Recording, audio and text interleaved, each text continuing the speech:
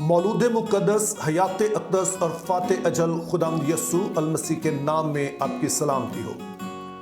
आज होली थर्सडे यानी मुबारक जुमेरात का दिन है और ये पैशन वीक का 5वां दिन है। इस दिन में चंद बहुत ही अहम वाक़यात हुए, जिनमें से एक का जिक्र हम कल कर चुके हैं, यानी पाँव धोने की रस्म। इसके अलावा आज ही की वो रात है जब यीशु मसीह पकड़वाए जाते हैं। आज की रात है जब पतरस यीशु मसीह का इनकार करता है। आज ही की रात है जब यीशु मसीह गतसमनी में दुआ करते हैं, जब वो अपने आप को पूरी तरह से बाप के ताबे करते हैं। लेकिन मेरे ख्याल में आज के दिन का जो सबसे अहम वाकया है वो ये है कि यीशु मसीह अपने शागिर्दों के साथ आखिरी फसह खाते हैं और इस फसह के दौरान वो ऐलान करते हैं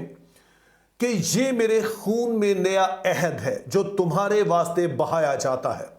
तो आज का वो दिन है जब नया अहद कायम हुआ, जिसके सबब से हम लोग यानी मैं और आप, हम जो गैर कौमों में से थे, हम जो कि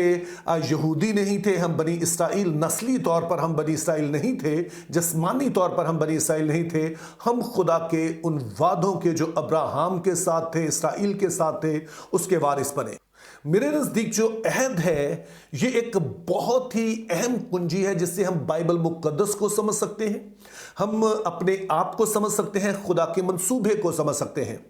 और ये मेरा बहुत ही फेवरेट है, मेरे बड़े दिल के करीब ये टॉपिक है। लेकिन सैडली टाइम की बंदिश के बाद मैं इस पर बहुत ज़्यादा नहीं कह सकूंगा, सिर्फ चंद बातें मैं करना चाहता हूँ। पहले नंबर पर तो हम ये समझने की कोशिश करेंगे कि अहद होता क्या है, फिर हम समझने की कोशिश करेंगे कि नए और पुराने अहद में फ़र्क क्या है। अब जब लोगों से पूछा जाता है कि अहद क्या होता है,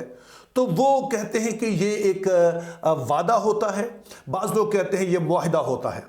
और मेरे ख्याल में ये दोनों बातें जुज़वी तौर पर दुरुस्त हैं। ये बात दुरुस्त है कि जब हम अहद की बात करते हैं, बाइबली अहद की, तो इसमें वादा शामिल होता है, कौलो इकरार शामिल होता है। और दूसरी तरफ ये भी सच है कि ये दोनों पार्टीज जो हैं, जो दोनों फ्रीक हैं, जो इस अहद के जिन्होंने बांधा है, वो दोनों ही कुछ हुकूक व फ़राइज़ की बात करते हैं, तो इस लिहाज से ये मुआहिदा भी है। ताहम जब बाइबल मुक़द्दस में आप देखेंगे तो ये इससे ज़्यादा गहरा है, इससे ज़्यादा ये रहने वाला है, और इसमें कई चीज़ें जो होती हैं वो मुख्तलिफ होती हैं, जिनके लिए अभी वक्त नहीं है। लेकिन आप आसानी के लिए अगर आप समझना चाहते हैं कि बाइबली अहद क्या है, तो मसीही निकाह की जो रस्म है उसे देख लीजिए।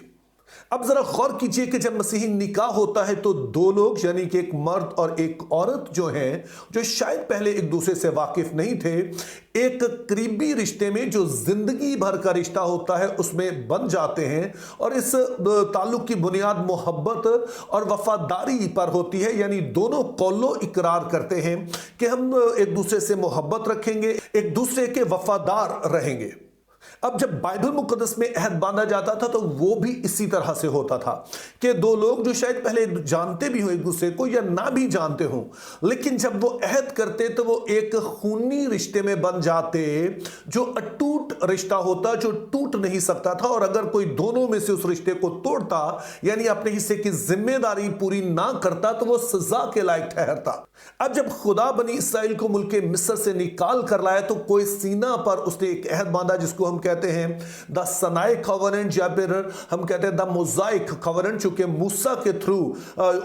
मूसा एक दरमियानी था जिसके जरिए से ये अहद बंधा, तो इसलिए इसको बाज़-ओ-क़ात मूसवी अहद कहते हैं, बाज़-ओ-क़ात इसे सिनाई का अहद कहते हैं। अब जरा गौर कीजिए कि इसमें दो फ्रीक हैं, दो पार्टीज हैं। एक है जो कि खुद यहोवा खुदा है, और दूसरा एक कौम है जो बनी इसराइल है। अब जब इस रिश्ते में बंधे ये, तो खुदा ने एक जिम्मेदारी ली कि तुम मेरे लिए ट्रेजर्ड पोजेशन होगे, तुम मेरे लिए जो एक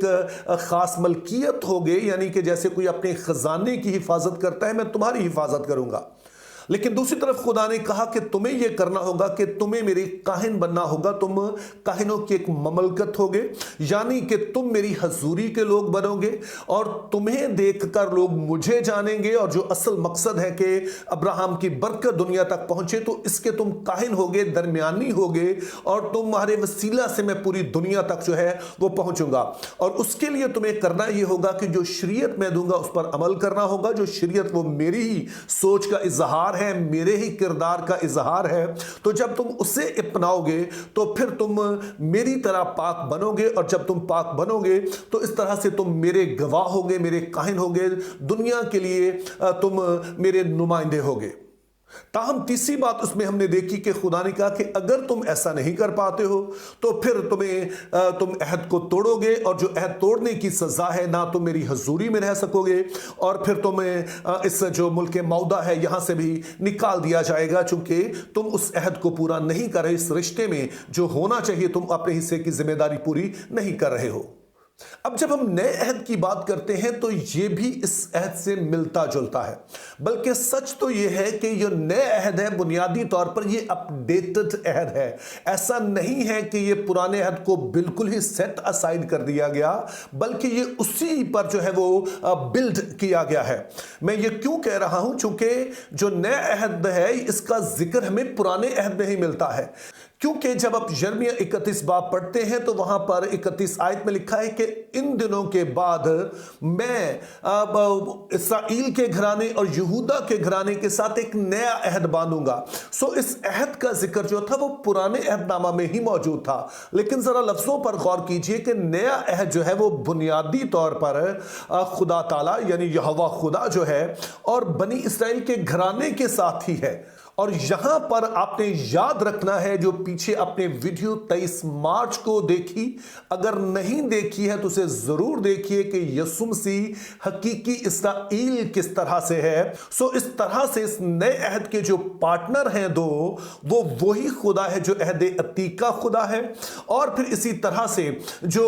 دوسرا فریق ہے, دوسرا پارٹنر ہے, وہ نیا اسرائیل ہے جو کہ یسوع مسیح ہے, جو حقیقی اسرائیل ہے. ان دونوں کے درمیان عہد ہے. لیکن اب اس میں جو بہت بڑا فرق آ گیا کہ جو پرانے عہد تھا اس میں صرف بنی اسرائیل جو جسمانی طور پر بنی اسرائیل تھے وہی اس کے وارث تھے, لیکن اب یسوع مسیح کا جو صلیب پر کام ہے جس کے وسیلے سے پوری دنیا کے لیے دروازے کھل گئے اور وہ حقیقی معنوں میں خدا کا کاہن بن گیا کہ جس کے وسیلہ سے ابراہیم کی برکت دنیا تک پہنچے, تو جو کوئی اب یسوع مسیح میں ہے وہ اب نئے عہد میں شریک ہے. اسی لیے مقدس پالوس رسول بار بار کہتے ہیں جو کوئی مسیح یسوع میں ہے, یہ وہ کہتے ہیں کہ جتنوں نے یسوع میں شامل ہونے کا بپتسمہ لیا ہے, پھر وہ کہتے ہیں کہ جتنے مسیح یسوع میں ہیں, مسیح یسوع میں ہو کر اس نے ہمیں آسمانی مقاموں میں بٹھایا ہے, اور بار بار آپ کو اس کو دیکھیں گے. سو یسوع مسیح چونکہ نیا اسرائیل ہے, حقیقی اسرائیل ہے, تو اب ہم سبھی جتنے مسیح میں ہیں وہ اس نئے عہد کا حصہ ہیں. تاہم جہاں پر یہ مماثلت پائی جاتی ہے وہاں پر اس میں فرق بھی ہے. اب بنی اسرائیل جو تھے وہ مسلسل خطرے میں رہتے تھے کہ وہ خدا کے عہد کو توڑ کر سزا کے حقدار نہ ٹھہریں, جو بار بار ایسا ہوتا بھی تھا. اور موسیٰ جب ابھی کوئی سینہ پر تھا وہیں پر انہوں نے عہد توڑ دیا اور پھر بار بار توڑتے رہے, جس کے وسیلہ سے انہیں خدا کی حضوری یعنی ملک موعودہ سے جو ہے وہ خارج بھی کر دیا گیا. تو یوں ہم دیکھتے ہیں کہ یہ اس خطرے میں ہمیشہ رہتے تھے. لیکن نئے عہد کی جو خوبصورتی ہے کہ اس کی بنیاد یسوع کے بہائے گئے لہو پر ہے, یعنی کہ جو ہمارے گناہ ہے وہ پیشگی معاف کر دیے گئے. اور ایک دفعہ کوئی شخص جو سچے دل سے, جو سچی توبہ کے ساتھ اور خالص ایمان کے ساتھ مسیح میں آ جاتا ہے, تو اگر اس سے کوئی کوتاہی ہو بھی تو بھی وہ اس عہد سے خارج نہیں ہوتا ہے, چونکہ اس کی بنیاد جو ہے وہ یسوع کے بہائے گئے خون اور اس کی اپنی جو وفاداری ہے اس پر ہے. تو مسیح یسوع کی اپنی وفاداری, مسیح یسوع کے بہائے گئے خون کے سبب سے یہ عہد جو ہے یہ ایٹرنل ہے, اس کو توڑا نہیں جا سکتا ہے. اب یہ نہیں ہے کہ خدا سزا نہیں دے سکتا ہے, بیٹوں کے طور پر وہ سزا دے سکتا ہے, لیکن یسوع مسیح میں ہونے کے سبب سے آپ اس کے عہد سے خارج ہونے کی سزا جو ہے اس سے آپ جو ہے وہ بچ جاتے ہیں. جیسے کہ مقدس پالوس رسول رومیو کے خط میں کہتے ہیں کہ اب سے جو مسیح یسوع میں ان پر سزا کا حکم نہیں ہوتا ہے. تو اس طرح سے ایک بنیادی فرق ہمیں یہ نظر آتا ہے. لیکن کیا اس کا یہ مطلب پھر یہ بنتا ہے کہ ہم جب اس میں آگے ہیں تو اگر ہم گناہ کرتے رہیں تو کوئی فرق نہیں پڑے گا؟ یاد رکھیے کہ خدا نے اس کا بھی انتظام کیا. اور خدا نے کیا کیا کہ جب خدا نے کہا کہ میں نیا عہد باندھوں گا تو خدا نے یہ بھی کہا کہ میں ان کے دلوں پر شریعت لکھوں گا. اور پھر اس کی تشریح ہمیں ملتی ہے حزقیل نبی کا صحیفہ اس کا 36 باب اور اس کی 26 آیت میں, جہاں پر حزقیل نبی اس بات کو کہتے ہیں کہ خدا فرماتا ہے کہ میں उनके अंदर एक मुस्तकीम रूह डालूंगा और उनसे अपने अहकाम की पैरवी करवाऊंगा। सो बनी इसराइल और हम में फिर एक दूसरा जो बुनियादी फर्क आ गया कि नए अहद के लोगों को रूहुल कुद्स दे दिया गया ताकि उनके अंदर से फरमाबरदारी उठे और वो इन सारी बातों पर अमल कर सकें। क्योंकि जो कुछ बनी इसराइल से कहा गया था कि तुम मेरे लिए काहिनों की एक ममलकत होगे, और यही कुछ फिर पतरस हमें बताते हैं, मुकद्दस पतरस रसूल बताते हैं कि कलीसिया जो है, जो मसीही हैं, वो भी शाही काहिनों का फिरका है, जो असल में वही अल्फाज हैं। तो हमें भी काहिन कहा गया, तो हम मसीह के गवाह हैं और हमें यीशु मसीह कहते हैं कि तुम जमीन की इंतहा तक मेरे गवाह होगे। लेकिन अब ये गवाही के लिए, यानी कि उसकी तरह बनने के लिए, मसीह की तरह बनने के लिए हमें रूहुल कुद्स दिया गया ताकि हम वो कुछ कर सकें, उस तरह के बन सकें जो खुदा की मर्जी है, उसकी मर्जी में ढल कर सके, उसके हुक्मों को मान सकें, और फिर हम उसके अच्छे गवाह पूरी दुनिया के सामने जो है बन सके। सो मेरे अजीजों, ये पाक जुमेरात बहुत ही अहम दिन है। ये वो दिन है कि जब जो जस्मानी तौर पर बनी इसराइल थे, उनकी जो खुदा के वादों पर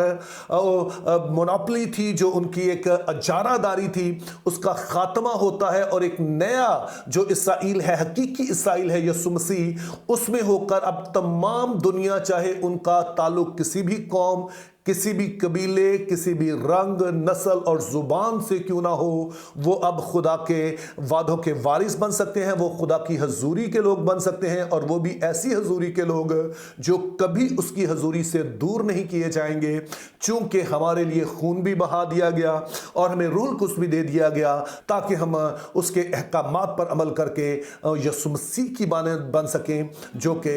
खुदा की ज़ात का परताव है। और यूं खुदा के अच्छे गवाह बनकर, यीशु मसीह के अच्छे गवाह बनकर हम इस दुनिया में अपनी जिंदगी का मकसद पूरा कर सकें। आज जब इस दिन को मनाते हैं तो अपने यीशु से बहुत मोहब्बत कीजिए। उसने जो करम हम पर किया है वो बहुत बड़ा है। उसको खुद तो इसकी कीमत देना पड़ी, लेकिन उसने हमें हर तरह की बरकत से नवाज दिया है। Think biblically, live purposefully, have a very good day.